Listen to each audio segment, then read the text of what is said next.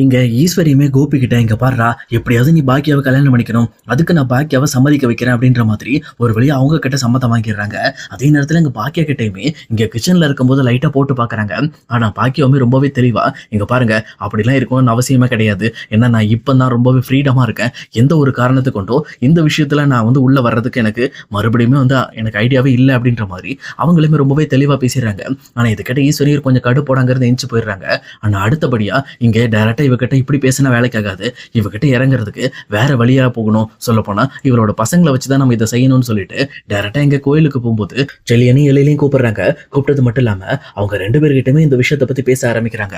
ஆனா ஃபர்ஸ்ட் எடுத்தோன்னு செல்லியனுமே இங்க பாருங்க பாட்டி, நீங்க சொல்ற விஷயத்தெல்லாம் நான் ஏத்துக்கிறேன், ஆனா அம்மா இந்த விஷயத்துக்கு ஒத்துக்குவாங்களா இல்லையான்னு தெரியலையே அப்படின்ற மாதிரி அவங்களுமே சொல்றாங்க.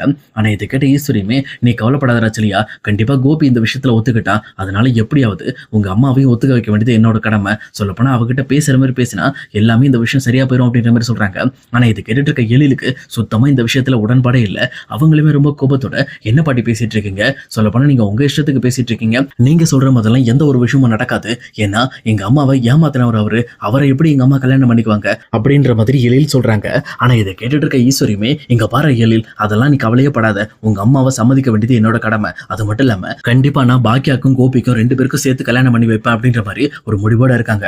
ஆனா எழிலுமே, நீங்க சொல்றதை என்னால ஏத்துக்க முடியாது, அப்படி எங்க அம்மாக்கு கல்யாணம் பண்ணி வைக்கணும் அப்படின்ற ஒரு விருப்பம் வந்துச்சுன்னா வேற ஒருத்தரோட பண்ணி வைப்பனே தவிர இந்த பக்கம் வந்து இந்த கோபியோட செஞ்சு வைக்க மாட்டேன். ஏன்னா கோபி எந்த அளவுக்கு துரோகம் பண்ணியிருக்காருன்னு எனக்கும் தெரியும், எங்க அம்மாக்கு தெரியும். நீங்க என்ன சொன்னாலும் சரி, எங்க அம்மா இந்த விஷயத்தை ஏத்துக்கவே மாட்டாங்க அப்படின்ற மாதிரி எங்க எழிலும் ரொம்ப பிடிவாதமா இருக்காரு. ஆனா இதை பார்த்துட்டு இருக்க ஈஸ்வரியுமே, இங்க பாரு எழில், நீ என்ன வேணாலும் பேசிக்க, ஆனா நான் சொல்றதா நடக்கும். கண்டிப்பா நான் பாக்கியாக்கு அவளுக்கு எது உண்மை அப்படிங்கறத புரிய வச்சு கண்டிப்பா கோபியை கல்யாணம் பண்ண வைப்பேன், அதை நீ பாப்ப அப்படின்ற மாதிரி இந்த பக்கம் ஈஸ்வரி சவால் விட்டுட்டு இருக்காங்க. அதே நேரத்துல இந்த பக்கம் செலியனுமே, நீங்க கவலைப்படாதீங்க பாட்டி, உங்க கூட நான் இருக்கேன், அம்மாக்கும் அப்பாவுக்கும் கல்யாணம் பண்ணி வைக்கிறதுக்கு நான் உங்களுக்கு துணையா இருப்பேன்னு சொல்லிட்டு இருக்காரு. ஆனா அதே நேரத்துல செலியனுமே, கண்டிப்பா இந்த விஷயத்துல நான் உங்களுக்கு சாதகமா இருக்க மாட்டேன், நான் எப்பவுமே எங்க அம்மா சைடு தான் இருப்பேன் அப்படின்னு சொல்லி எழில் ஒரு பக்கம் சொல்றாரு. ஆனா ஈஸ்வரியுமே, எங்க பாரு, சப்போஸ் உங்க அம்மா இந்த விஷயத்துக்கு ஒத்துக்கிட்டானா நீ உங்க அம்மாவை தடுக்கிறதுக்கு குறுக்க நிற்க கூடாது, அதை மட்டும் எனக்கு சொல்லு, நீ குறுக்க நிற்காம இருந்தாலே போதும், மற்றதெல்லாம் சரியா போயிடும் அப்படின்ற மாதிரி சொல்றாங்க. அப்ப எழிலுமே, எங்க அம்மாவை இந்த விஷயத்துல முடிவெடுத்தாங்கன்னா கண்டிப்பா அவங்க முடிவுல நான் குறுக்க நிற்க மாட்டேன், ஆனா அப்படி ஒரு முடிவு எடுக்க வாய்ப்பே கிடையாது அப்படின்ற மாதிரி சொல்லிட்டு எழிலுமே அங்கிருந்து கிளம்புறாங்க. ஆனா அதே நேரத்துல எங்க வீட்டுக்கு வந்த ஈஸ்வரியுமே, இதுக்கு மேல நம்ம ஆட்டத்தை தொடங்கிட வேண்டியதான் அப்படின்ற மாதிரி இங்க பாக்கியாவையும் கோபியும் ஒன்று சேர்க்கறதுக்காக அவங்களுமே பயங்கரமா பிளான்லாம் யோசிக்க ஆரம்பிக்கிறாங்க. சொல்லப்போனா இங்க பாக்கியாவோட ரெஸ்டாரண்ட்ல மறுபடியும் ஒரு சின்ன பிரச்சனையை பண்ணி அந்த பிரச்சனையை கோபியை வச்சு சரி பண்ண வைக்கணும். சொல்லப்போனா பாக்கியாக்கு ஆபத்து வரும்போது கோபி போய் செஞ்சான் அப்படின்னா கண்டிப்பா இங்க கோபி மேல பாக்கியாக்கு ஒரு விருப்பம் வரும், அதை வச்சே நம்ம எப்படியாவது இவங்க ரெண்டு பேரும் ஒன்று சேர்த்தரணும் அப்படின்னு சொல்லிட்டு இவங்களும் ஒரு முடிவுக்கு வராங்க. அந்த முடிவோட முதல் கட்டமா இந்த பக்கம் பாக்கியோட ரெஸ்டாரண்ட்டுக்கு இங்க ஈஸ்வரி போறாங்க. அவங்க சும்மாவே அந்த ரெஸ்டாரண்ட்ல என்ன நடந்துட்டு இருக்கு அப்படிங்கிற விஷயத்தை கவனிக்கிறாங்க. அப்பதான் பாக்கியாக்கு இன்னும் 2 நாள்ல ஒரு பிரியாணி காம்போ ஆர்டர் இருக்கு அப்படிங்கிறது அவங்களுக்கு தெரிய வருது. இது தெரிஞ்சுக்கிட்ட உடனே இந்த ஆர்டர்ல கண்டிப்பா நம்ம வந்து ஒரு குழப்பத்தை ஏற்படுத்தணும். அப்பதான் இந்த ஆர்டர்ல ஃபுட்டு கெட்டு போச்சு அப்படின்னா ஆட்டோமேட்டிக்கா இந்த பக்கம் கோபி சைட்ல இருந்து இங்க பாக்கியாக்கு ஹெல்ப் கிடைக்கும். அப்போ கோபி வந்து பாக்கியாக்கு ஹெல்ப் பண்றப்போ கண்டிப்பா அவன் மேல இவளுக்கு கொஞ்சம் விருப்பம் வர ஆரம்பிக்கும் அப்படின்னு சொல்லிட்டு இந்த பக்கம் அந்த பிளான் பண்றாங்க. சொல்லப்போனா இந்த பக்கம் அந்த பிரியாணி ரெடி ஆயிட்டு இருக்கும்போது அதை கெடுக்கிற மாதிரி ஏதாவது ஒரு விஷயம் பண்ணணும் அப்படின்ற மாதிரி இவங்களும் யோசிச்சுக்கிட்டு இருக்காங்க. அப்பதான் கரெக்டா இந்த பக்கம் அந்த பிரியாணி செய்யறதுக்கான வேலைகள்லாம் இங்க பாக்கியவுமே அங்க செல்விக்கு மத்த எல்லாருக்குமே பிரிச்சு கொடுத்துட்டு, இங்க பாருங்க, இந்த ஆர்டர் ரொம்ப முக்கியமான ஆர்டர், சொல்லப்போனா ஃபர்ஸ்ட் நம்ம ஐடி ஃபீல்டுக்கு நம்ம டெலிவரி கொடுக்க போறோம், அதுவும் காம்போவா கொடுக்க போறோம். இந்த காம்போல ரொம்பவே பக்காவா நம்ம ரெடி பண்ணி கொடுக்கணும். அதுல வந்து சிக்கன் 65 இருக்கணும், அதே நேரத்துல சால்சா இருக்கணும், அப்புறம் வந்து ஆனியன் இருக்கணும், எப்பவும் போல பிரியாணில வந்து எல்லாமே லெக் பீஸா தான் இருக்கணும். அந்த மாதிரி எல்லா ஆர்டருமே இவருக்கு தெளிவா கொடுத்து பிளான் பண்ணிக்கிட்டு இருக்காங்க. அதே நேரத்துல எங்க ரெஸ்டாரண்ட்ல இருக்க எல்லாருமே கண்டிப்பாமா இந்த விஷயத்த நம்ம சரியா செஞ்சிருவோம் அப்படின்ற மாதிரி எல்லாருமே பாக்கியாக்கு துணையா நின்றுட்டு இருக்காங்க. ஆனா இந்த பக்கம் அந்த பிரியாணி ஆர்டர் ரெடி ஆயிட்டு இருக்கும்போது இங்க ஈஸ்வரியுமே எப்பவும் போல ரெஸ்டாரண்ட்டுக்கு போறாங்க. எதுவுமே தெரியாத மாதிரி போயிட்டு இந்த பக்கம் எப்படியாவது இதை கெடுக்கணுமே, இது என்ன பண்ணலாம் அப்படின்ற மாதிரி யோசிக்கிறாங்க. அப்பதான் ஒரு ஐடியா வந்து டக்குன்னு பக்கத்துல இருக்கிற உப்பை ஃபுல்லாவே அள்ளி இந்த பக்கம் வந்து அந்த பிரியாணிக்குள்ள கொட்டிடுறாங்க. ஆனா இது யாருமே பார்க்கல அப்படின்னு சொல்லி நினைச்சுக்கிட்டு இருக்காங்க. ஆனா செல்வியுமே இந்த பக்கம் ஈஸ்வரி பண்ற விஷயத்தை கவனிச்சுட்டு, அம்மா என்ன பண்றீங்க, இந்த மாதிரி ஏற்கனவே உப்பெல்லாம் போட்டாச்சுமா, நீங்க எதுக்காக போடுறீங்க அப்படின்ற மாதிரி ரொம்பவே பதட்டத்தோட இந்த பக்கம் ஈஸ்வரிட்ட போய் கேட்கிறாங்க. ஆனா இதை பார்த்துட்டு இருக்க ஈஸ்வரியுமே, ஏய் இங்க பார்த்ததை வெளியே யார்ட்டையும் சொல்லிட்டு இருக்க கூடாது. நான் ஒரு முக்கியமான காரியத்துக்காக தான் இதை பண்ணிக்கிட்டு இருக்கேன். இந்த மாதிரி சம்மந்தம் இல்லாம என் விஷயத்தை பத்தி நீ பாக்கியாட்ட சொன்னா உன்னை உண்டு இல்லைன்னு பண்ணிடுவேன். அது மட்டும் இல்லாம நீ பொழைக்கிறதுக்கு இருக்கிற ஒரே வழி இது மட்டும்தான். இந்த இடத்த விட்டு கண்டிப்பா உன்னை துரத்திட்டேன்னா உன் பையனும் படிக்க முடியாது, நீயும் பொழைக்க முடியாது. ஒழுங்கா இந்த விஷயத்தை யாருக்கும் தெரியாம மறைக்கிற அப்படின்ற மாதிரி சொல்லிட்டு ஈஸ்வரி அங்கிருந்து கிளம்பிடுறாங்க. ஆனா அதே நேரத்துல இங்க பாக்கியாவும் வந்து இந்த பக்கம் அந்த பிரியாணியை செக் பண்ணி பாக்குறாங்க. சொல்லப்போனா பிரியாணி பயங்கரமா உப்பா இருக்கு. யார் இந்த அளவுக்கு சால்ட் போட்டது அப்படின்ற மாதிரி இந்த பக்கம் பாக்கியா பயங்கரமா கடுப்பாயிட்டு இருக்காங்க. சொல்லப்போனா அந்த பிரியாணி செய்யறதுக்காக இவ்வளவு சிக்கன் பீஸ் அது இதுன்னு சொல்லி எடுத்து போட்டிருக்கோம். இப்ப எல்லாமே வேஸ்டா போச்சுன்னா மறுபடியும் நம்ம இதை ரீக்ரியேட் பண்றதுக்கு பயங்கரமா செலவு பண்ண வேண்டியது இருக்கும். அதை விட முக்கியமா இப்போ டைமுக்கு நம்ம கொடுக்கணும்னா இப்போ இன்னும் கிட்டத்தட்ட ஒரு 5 மணி நேரத்துக்குள்ள நம்ம ரெடி பண்ணணும். எப்படி இதை பண்ண முடியும் அப்படின்ற மாதிரி இங்க பாக்கியா தாம் தூம்னு குதிக்க ஆரம்பிக்கிறாங்க. ஆனா செல்விக்கு எல்லா உண்மையும் தெரிஞ்சாலும் செல்வியால எந்த ஒரு விஷயத்தையும் வாயை திறந்து பேச முடியல. ஆனா இன்னொரு பக்கம் ஈஸ்வரியுமே கோபிக்கு கால் பண்ணி, கோபி இந்த கேஜ்ல நீ பிரியாணி செய்ய ஆரம்பி. சொல்லப்போனா பாக்கியோட ரெஸ்டாரண்ட்ல ஏதோ பிரச்சனை ஆயிடுச்சு போல இருக்கு. அவங்க செய்ய வச்சிருந்த பிரியாணியில யாரோ உப்பு கொட்டிட்டாங்க. அதனால இந்த பக்கம் அந்த ஆர்டர் கொடுக்க முடியாம போச்சுன்னா பாக்கியா ரொம்பவே கஷ்டப்படுவா. எனக்காக நீ அந்த விஷயத்தை செய்யப்பா, உங்ககிட்ட இருந்து பிரியாணி எடுத்துக்க சொல்றதுக்கு நான் பாக்கியாட்ட பேசுறேன் அப்படின்ற மாதிரி இந்த பக்கம் கோபிட்ட சொல்றாங்க.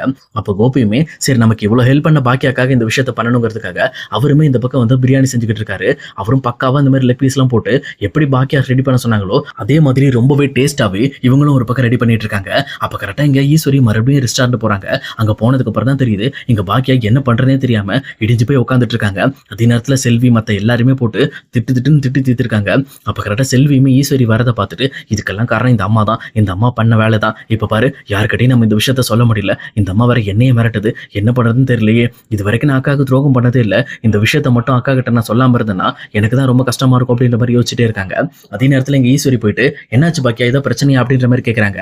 அப்பதான் பாக்கியா நடந்த விஷயத்த சொன்னதுக்கு அப்புறம் ஈஸ்வரியுமே நீ கவலைப்படாத, நான் கோபி கிட்ட பேசுறேன், அவன் ரெஸ்டாரண்ட்ல ஏதாவது செஞ்சிருக்காங்களா அப்படின்னு கேட்கலாம் அப்படின்ற மாதிரி இந்த பக்கம் கோபிக்கு கால் பண்றாங்க. அப்ப கோபியுமே இந்த பக்கம் அம்மா பிரியாணி ரெடி ஆயிட்டு இருக்குமா, இன்னும் ஒரு 10 நிமிஷத்துல ரெடி ஆயிடும் அப்படின்ற மாதிரி சொல்றாங்க. பாக்கியா இங்க பாரு கோபியோட ரெஸ்டாரண்ட்ல ஏதோ பிரியாணி ரெடி பண்ணிட்டு இருக்காங்களா, சொல்லப்போனா அவங்களுக்கு ஏதோ ஆர்டர்ல போல இருக்கு, அவங்க ரேண்டமா தான் செய்யறாங்க, பேசாம அந்த பிரியாணி நம்ம வாங்கிக்கலாமா அப்படின்ற மாதிரி இங்க பாக்கியாட்ட பேசிட்டு இருக்காங்க.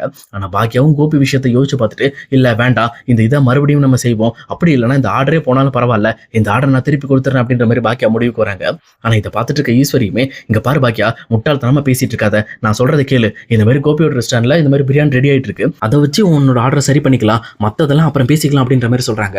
ஆனா இதை பார்த்துட்டு இருக்க செல்விக்கு புரிஞ்சிருது கண்டிப்பா இந்த அம்மா கோபியோட பாக்கியாவை சேர்க்கறதுக்காக தான் இதெல்லாம் பண்றாங்க. ஆனா இந்த விஷயத்துக்கு நம்ம துணை போக கூடாது, ஏன்னா அக்காவோட மனசு என்னன்னு எனக்கு நல்ல தெளிவா புரியும் அப்படின்னு சொல்லிட்டு இங்க செல்வியும் உண்மை சொல்ல வராங்க. அக்கா நான் உங்ககிட்ட ஒரு முக்கியமான விஷயத்தை பத்தி பேசணுக்கா அப்படின்ற மாதிரி செல்வியுமே பாக்கியாவை நிறுத்த சொல்றாங்க. ஆனா இந்த பக்கம் இதை பார்த்துட்டு இருக்கிற ஈஸ்வரியுமே ஏய் இங்க பாரு, அவ தான் வேலையா போயிட்டு இருக்கல, கோபி ரெஸ்டாரண்ட்ல பிரியாணி ரெடி ஆயிட்டு இருக்கு, இந்த ஆர்டரை சக்சஸா முடிக்கிறதுக்கு கோபி ஹெல்ப் பண்ணிக்கிட்டு இருக்கான், உனக்கு என்ன, உன் வேலையை பாரு, இந்த பிரியாணியை நாசம் பண்றதையும் பண்ணிட்டு கடைசியில் ஒண்ணுமே தெரியாத மாதிரி அவளுக்கு என்ன ஆறுதல் சொல்ல போறியா அப்படின்ற மாதிரி இவங்களும் செல்வியை கண்டமணிக்கு திட்ட ஆரம்பிக்கிறாங்க. ஆனா இங்க பாக்கியாவுமே இருக்கட்டு செல்வி விடு, இப்போதைக்கு கோபி ரெஸ்டாரண்ட்ல பிரியாணி இருக்குல்ல, அதை வச்சு இந்த ஆர்டரை முடிக்கிறதுக்கு நம்ம ட்ரை பண்ணுவோம், ஏன்னா வேற வழி கிடையாது அப்படின்ற மாதிரி இங்க பாக்கியாவும் யோசிக்கிறாங்க. ஆனா செல்வியுமே இங்க பாருக்கா, இந்த பிரியாணி கெட்டு போனதுக்கான முக்கியமான காரணமே உங்க அத்தை தான்க்கா, அவங்க தான் என் கண்ணு முன்னாடி உப்பு அள்ளி பிரியாணியில போட்டாங்க, ஏன் தெரியுமா, இந்த மாதிரி நீ மறுபடியுமே கோபியை நாடி நிற்கணும், உன்னோட பிரச்சனை எல்லாத்தையுமே கோபி தீர்த்து வைக்கிற மாதிரி இருக்கணும்ங்கிறதுக்காக தான் அப்படி பண்ணாங்க. நான் இந்த விஷயத்தை பார்த்துட்டு ஏன் இப்படி பண்ணீங்கன்னு கேட்கறதுக்கு என்னையும் மிரட்டினாங்கக்கா, அதனாலதான் இந்த விஷயத்தை நான் இவ்வளவு நேரம் உங்ககிட்ட சொல்லாம இருந்தேன். ஆனா இதுக்கு மேல என்னால சொல்லாம இருக்க முடியாது, ஏன்னா அவங்களோட நோக்கம் என்னங்கிறத நான் புரிஞ்சுக்கிட்டேன். அவங்க கோபியோட உன்னை சேர்க்கறதுக்காக தான் இந்த அளவுக்கு போராடிக்கிட்டு இருக்காங்க. ஆனா இது ஒரு தப்பான நோக்கமா இருக்கு, உன் மனசுல என்ன இருக்குன்னு எனக்கு புரியுங்கக்கா, அதனாலதான் உன் மனசை ஹர்ட் பண்ணக்கூடாதுன்னு தான் இந்த விஷயத்த நான் உங்ககிட்ட ஓப்பனா பேசினேன் அப்படின்ற மாதிரி இந்த பக்கம் செல்வியுமே சொல்றாங்க. இதை கேட்டோன்னு இந்த பக்கம் பாக்கியாக ரத்தெல்லாம் கொதிக்க ஆரம்பிக்குது. அவங்களும் ரொம்ப கோபத்தோட இங்க ஈஸ்வரியை பார்த்து என்ன இது, நீங்க இந்த மாதிரி வந்து கோபியோட சேர்ந்து என்ன சேர்க்கறதுக்காக இப்படி இவ்வளவு ஃபுட்டை நீங்க வேஸ்ட் பண்ணிருக்கீங்க, உங்களுக்கு எல்லாம் அறிவு இருக்கா இல்லையா அப்படின்ற மாதிரி இங்க ஈஸ்வரியை பார்த்து பயங்கரமா கேள்வி கேட்க ஆரம்பிக்கிறாங்க. இங்க பாக்கியாக்கு இந்த விஷயம் தெரிஞ்ச உடனே ஈஸ்வரியுமே அப்படியே மிரண்டு போய் நின்றுகிட்டு இருக்காங்க.